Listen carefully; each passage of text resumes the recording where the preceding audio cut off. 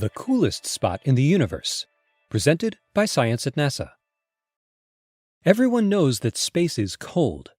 In the vast gulf between stars and galaxies, the temperature of gaseous material routinely drops to 3 degrees Kelvin, or 454 degrees below 0 Fahrenheit. It's about to get even colder. NASA researchers are planning to create the coldest spot in the known universe, inside the International Space Station. We're going to study matter at temperatures far below anything found naturally, says Rob Thompson of NASA's Jet Propulsion Laboratory. He's the project scientist for NASA's Cold Atom Lab, an atomic refrigerator slated for launch to the space station in 2016.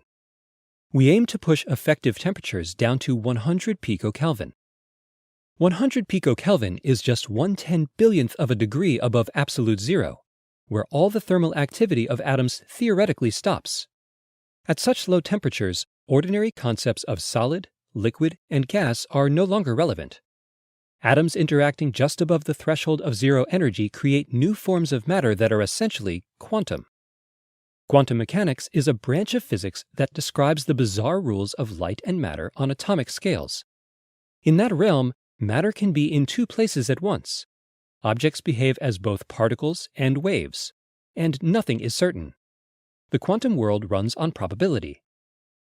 It is into this strange realm that researchers using the Cold Atom Lab will plunge.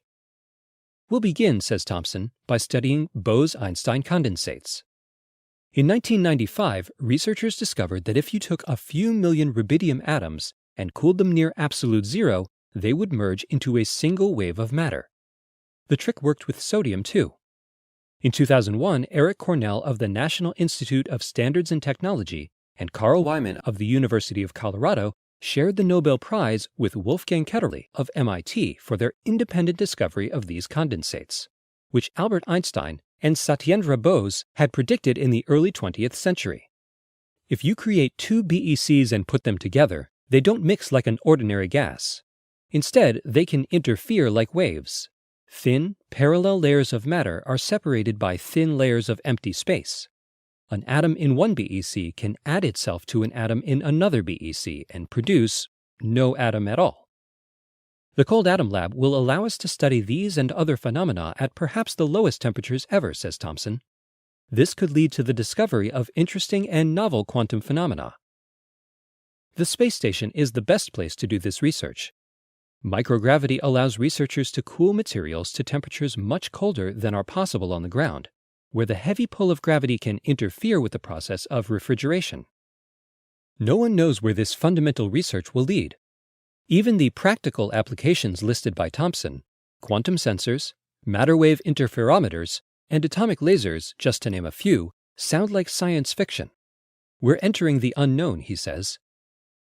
Researchers like Thompson think of the Cold Atom Lab as a doorway into the quantum world. It's worth noting, however, that doors can swing both ways. If the temperature drops low enough, we'll be able to assemble atomic wave packets as wide as a human hair. That is, big enough for the human eye to see. A creature of quantum physics will have entered the macroscopic world. And then the real excitement begins.